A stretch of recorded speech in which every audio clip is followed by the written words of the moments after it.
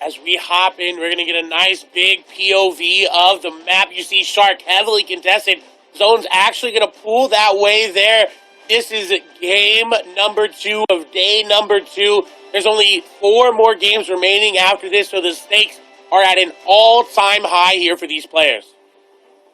Yep, right now it's all about thinking about how last game went, what to do in this one. We know who had the best one overall. It was Aqua, who's now all the way up in first place, tied and winning the tiebreaker with 2 wins overall. We saw one of them today, the other one yesterday. This is a 2-game competition. Today we are on day 2, as Clay said, and Aqua's completely uncontested, staying chill, getting those floppers once again, setting up his game plan for the rest of the game. And he dubbed this Aqua Island, right? That's his area. He knows it. That's his domain. You don't want to step in to the top dog's domain right now.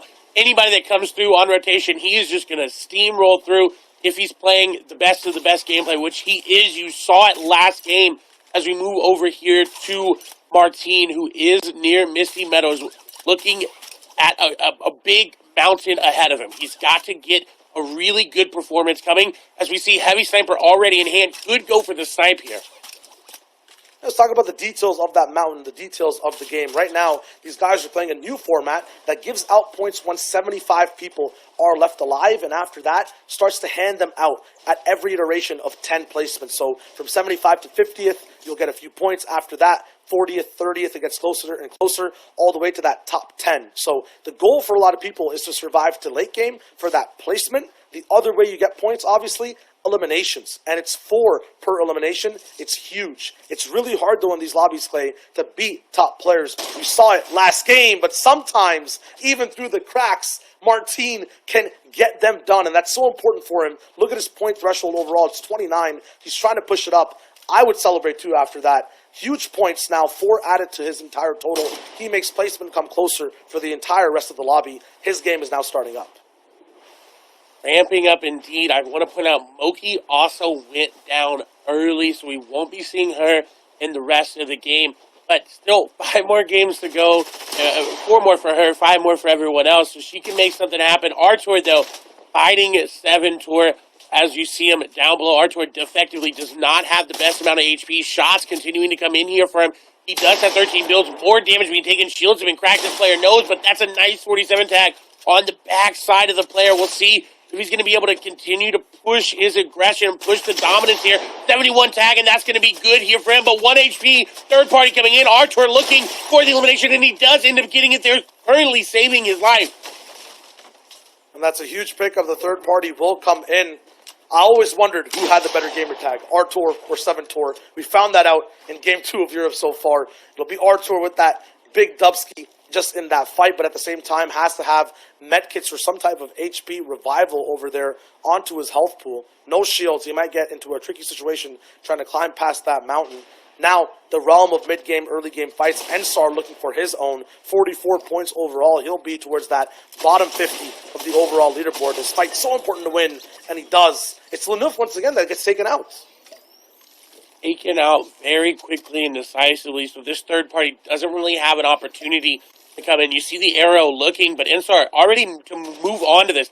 The shots are coming in. Ensar is ready. This other player does not know what Ensar just went through, but he is not in his own builds. He's got to be careful. Nice edit on out to get away and put the layers in between.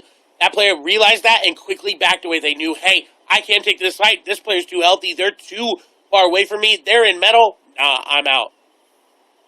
Expert breakdown right there, because you have to always see when you're a player, is this fight worth being taken? At the same time, sometimes you're just left wall to wall. It'll be Maestro all the way in Teek's box. He picks that one up. We go down to 89 players. No placement being handed out for any of these guys getting eliminated. A lot of celebrations all the way around. A bunch of 0-pointers all across the board. And Maestro trying to add insult to injury there, pouring a little bit of salt there into the game as we move over to our second place player right now. Tied for first, but the Victory Royale is putting Aqua ahead. So Janus really needs to find an elimination or something to get him back in, because he knows where he's sitting on that leaderboard. He can see it in between games, so he knows, hey, I'm tied. I got to do something that's going to make me stand out. And Curly right now, continuing to get tagged up, continuing to use those shields in his inventory, is not doing well for him.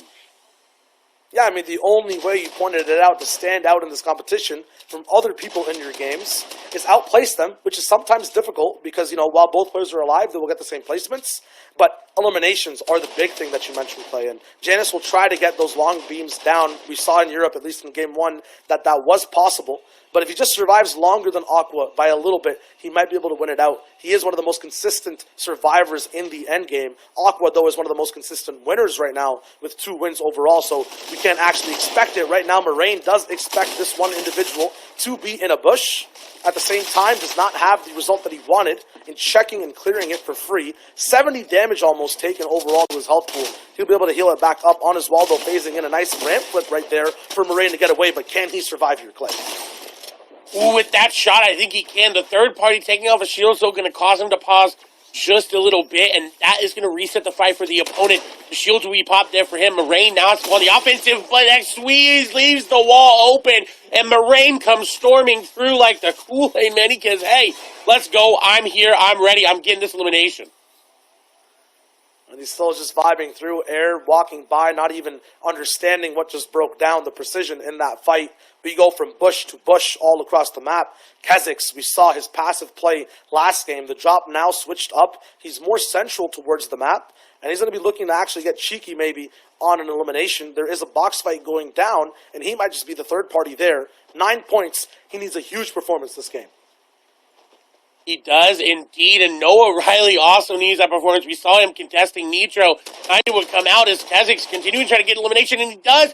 Lucia going to go down. A third-party Elim comes through, and he's comfortable with that. He says, you know what? I got an Elim. I got Siphon. I'm good. I'm going to back out because he knows that there's more players coming in based on where the zone is. And now while everyone separates away, we'll see Lecce and what exactly he has to do.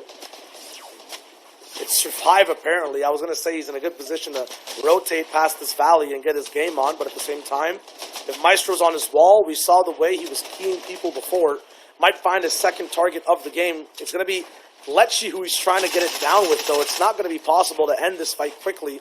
This man is an expert close-range box fighter. The Clay Classic Harpoon comes through, though. It's not enough, Lecce. The defense holds.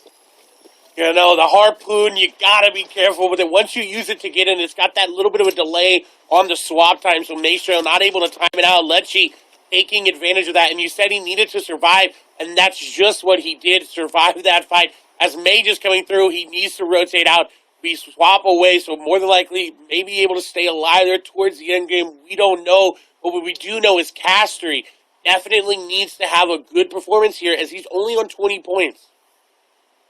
I mean, 83rd place overall. He's trying to climb up. There are big rivals and defenders of it, though, because we just saw Lecce take out Maestro. Maestro was 35th. Lecce up at 12th. Now, obviously, a little bit higher after that, but he's trying to hold people off from climbing up top on the leaderboard, very similarly to what's happening to Castry right now. Not sure who this is above him, but this person just looking out to beam people and move. Seems like he's in a very good spot, not too desperate for eliminations. At the same time, setting up traps. What a good angle up top on a wood ramp. You can usually see through those, but he just plays around the little stack of 2 bills on top of each other, plays around the shadows, and now Castry is in a lot of trouble.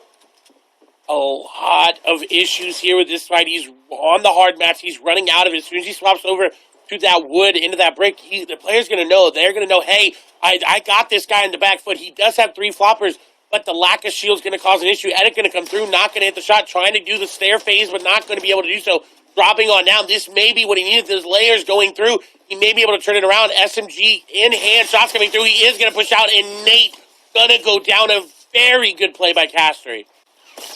Man, a lot of these players are playing defense and holding out. You can just see how badly they want to survive. Castry, though, put back on his own back wall as well. On the back wall of the tournament, too. He needs this game. 24 points. It's not enough to just get taken out of the competition here at this moment. He has floppers, no more shields. He can survive a little bit if he gets tagged down to white HP, but that won't be enough to be able to just have too much breathing room. It's Snappy, who's right above him, so high up on that leaderboard, towards that 11th to 20th place slot right now. Chapik's moving by as well. Castry is caught between a very, very tough spot between so many top-tier players. As we see Snappy now changing focus here on to Chapik's on the rotate, and they all decided the moment right now. Hey, zone is more important. We're going to rotate in. Snappy, though, wanting those beams. He wants to get that pressure. As you do see, Storm Surge is there. It may be an issue as Snappy says, hold on, wait a minute. Y'all are fighting without me. I want to get in. I want to get involved. As you see, trying to sneak his way on through. Shots going through. We know someone's already low. Rezon going to go down. That means Caster, he's still there in the fight. But he's immediately disengaging. And Snappy coming out victor with third party that he was already privy to. Well, that's what Storm Surge does, Clay. When the server basically forces you to fight because it doesn't want too many people surviving, there's a little bit of aggression that's needed. Everyone needs to rise up and do more damage than how many people there were alive. For the first Storm Surge threshold, really, it's 70 players that need to stay alive. Over there, Snappy becomes one of them, but it causes people to really kind of tunnel vision towards their fights. They really want to deal out that damage. Because of that, you can have third parties get the easiest pickups possible, and that makes waves on the leaderboard if it happens over and over again. You'll see Storm Surge pull up once again once we get towards that later game we were looking at last time, but Skale, all the way up top on the leaderboards, will not be able to see it. This time, Mage has a proper spellcast with that mythic drum gun and finds one elimination before we saw him taken out. Now he'll be powered up, super buffed to see exactly what he does next. He has so much loot to work with. His game is now developing. And that was a fight because of Storm Surge. Scally was not high enough on that totem pole where he needed to be, so he decided to push it. I believe I saw CRR go down as well in that feed, so another big name out of this game as we move over to Vidil, who's continuously putting this pressure down onto this player. Norwood going down, Frenzy going down, Storm Surge taking effect. Vidil is going to come out. I did not think he was. Fremont had him on the ropes there, but Vidil able to make those edits his, and the shotgun shots just connecting in time as Storm Surge turns off. It makes people make interesting plays. And that was pressure on the whole lobby for the longest time. Some pressure relieved here, though. You have to understand, we saw Scally get taken out. This man was in 8th place. Vidil gets elimination, 19th place. He has a little bit of leeway to now move up in the ranks, possibly pierce top 10 if he has a good game. Anas, though, is up there in that top 10, 116 points, 1 elimination already. 9th place right now. He's holding on, but he can surpass Scally and cement his place on the top spot of the leaderboard. It's early. If you do it right now, you don't have as much pressure compared to games 5 and 6 that we'll see later today out of Europe. He has a very nice loadout when it comes to power in his items, but the utility is not really there. No shields, no launch pads, just a bandage cannon. If he gets damaged right here, Clay, it could be the end for him.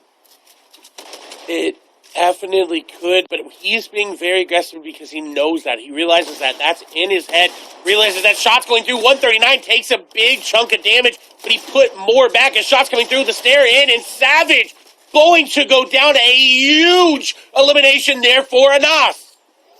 And it's eye drop that goes down at the same time. A poetic, dramatic disaster across both duos who played together before, taken out at similar placement thresholds in the second game. I mean, they might have to talk to each other and see exactly, get the mentality back, because these guys were both trying to climb up. iDrop had such a good game last time. I think he just pumped up towards 35th, 24th place kind of. He was rising. Savage we saw last game too, towards the very end, taken out by Moki. This time, they're frozen now in time. Janice will be able to find shots though. He's just ice cold. We're talking about freezing things in boxes. His shot never misses. He waits for opportunities and he clenches on them. He's in a solo move now towards that loot. He gets the refresh too, Clay. Look at all these items. And all of that on an elimination onto Anas. So Savage got held out of the top 10 by Anas. Anas got held out of the top 3 by Janice. So everyone playing gatekeeper at the top of the leaderboard right now. Janice is coming back. And yeah, Janice, while he's holding people out, moves up. We talked earlier, you mentioned it, Clay. It's eliminations that Janice needs. He finds one. Aqua, so far on the edge of this map when he started off his game. We talked about it. He was on Aqua Island finding floppers. He is not online yet. And Janice will be the one to just take this game by storm. Tiago alive once again. Finally, Mage gets pierced through his builds again. Andalex watches over. He has a chance for that top 10 too. Drobon is just trying to climb back. Every single portion of the leaderboard is just activating, glowing right now. Every movement, every shot has an overall effect on points. 62 players left alive. Drobon tries to get into the box. Although it's not endgame, it feels as intense. This elimination could be so important. No eliminations just yet. yet. The harpoon is there, one wall separating Mage from certain doom, disaster. Droban tries to find him a huge shot from the green pump, and he has the mythic drum gun now. And the unwavering confidence there from Droban. He did not care that Mage was making all these plays to get up, to get out, to make the right moves. That final decision from Mage was capitalized on by Droban. And you said it may not be endgame, but this is Grand Finals Day 2. Every stake, every elimination, every move you make has so many ripples throughout the pond. As Trulix is going to go down there to Frey, but Mongrel right on the backside. Mongrel going in, shots going through. One pumps Frey, and Mongrel might be starting to come back here into this game. Everyone's rising up. We saw Droban move up across the board from 81st on to 41st. Now Mongrel, who was in 40th so far, is trying to move himself towards the top. Savage, not there in front of him. Eye drop, not a competition factor at all in this game for this individual. Anas taken out. There is room for Mongrel now, but there's other players ahead of him too. Queasy, Milan, they're looking for their spot to take over. And I think everyone can see that. They're tracking that elimination feed on the top left of your screen as well. They want to make sure they get aggressive, get these eliminations. They know that this is their window of opportunity here in Game 2. And everyone is box fighting. Look at the mini-map on the left side of this zone of Pleasant Park. No one wants to travel to the center. They want to milk this position for as much as they can for a point so far. As Queasy going in, shots may come through here. This player trying to stay alive at their back foot. Queasy continuing up the pressure from every angle. Other people coming in as well as it's going down. And I want to point out, we have yet to see Janice, Aqua, and Tayson in this lobby go down. So that is so big. The top of the top are here. They are staying alive. They are making it matter most. And this could be where Janice separates himself from Aqua. We saw a push and a pull and a push and a pull. And this may be the push that Janice needs to separate himself from one of the best players we've ever seen in Fortnite. It's a tug of war here on Game 2. The entire top 10 to top 30 are going to be in this complete condominium of builds, but they are not in zone. Everyone is kind of just trapped all the way at the back. Thomas in that 30th place slot. Now gets Styler down, who was a little bit higher than him, closer to top 20. He moves up on the board. He has a launch pad too to help out not only himself, but maybe the entire community around him. No, everyone escapes. He might actually get to hold on to it. Hen gets a huge shot on his big block. Janice now is alive on low ground. He moves as Martine and Losic, two low pointers, are above him. But he doesn't have a launch pad. He doesn't have the mobility he needs. Again, he's running through fights. He's moving very eloquently through these builds as we're panning in to see what Martine can do. You see him barely, more than likely, going to be able to skate in underneath Martine. Janice in a good spot. Someone who's not. Martine, 76 HP, 43 points, 36 builds. Every number matters so much. But he's got 4 eliminations this game. Guys are like the heroes of our lobbies. We want to see them succeed. But for every hero, there are villains. Tayson, Janice, Aqua, ominously. We have not seen them so far in this game. They are silent, waiting. We saw Janice maybe take out maybe just one person on Anas in that top 10, but we haven't seen everyone else. There he is, just waiting low ground in the shadows. Up top is Snappy, also looking to pass straight by. Benji alive as well right below him. Where's Aqua though? Where's everyone else? No one really knows. He might not be on height, which means everyone else has a chance, but Blackie, Lechi, Matzo, so many people. Aqua right there, panning in. We see him in his cone. There's so many big names in play. This is what Grand Finals is supposed to be about. It's supposed to be that close push and pull action. They aren't in control though. Both Janice, Aqua, low ground will have to actually make the track themselves to the next portion of the zone. It's the rest of the leaderboard that has the first say. They launch pad over. Martine now picks things up, and he's moving both in this game and across the standings. The heavy snipe there, will he actually puncture the base and dive right in? No, it's too early. So much damage about Swarm Surge. Losic taking out shots. We saw him all the way on height. He takes Noah down. Martine calls someone else down to his box, ported straight through, but he does not find that elimination. The pressure's still there. He's trying to get anything done. No materials. Finally finds one. It's onto MXer, who I believe was also somewhere near that top slot. Martine is moving through. Absolutely shambles, though.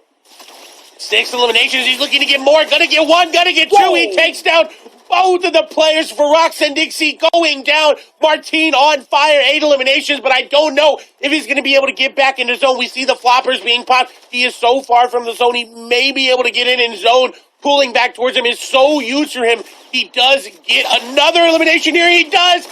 Stunning everybody as Janus is in this game. Another one. Back to back to back to back. Martine going on a rampage. Rampage all the way to the top. He's feeling himself. Barely even building, just trying to test people with this huge purple epic tactical shotgun. Aqua now takes out Lecce as Kira is alive now in the server as well. The top 13 is there. Martine, though, is still active looking for shots. No more shields available. It's just him and his weapons. A blacksmith just trying to craft the best game that he can at the moment. So many materials left. He can go in. He's on the depths of low ground, though. He's trying to find a certain shot anywhere. It's not possible. Maybe a little bit of a pit stop. He gets in the box. That's a huge pickup, and it's on to Janus.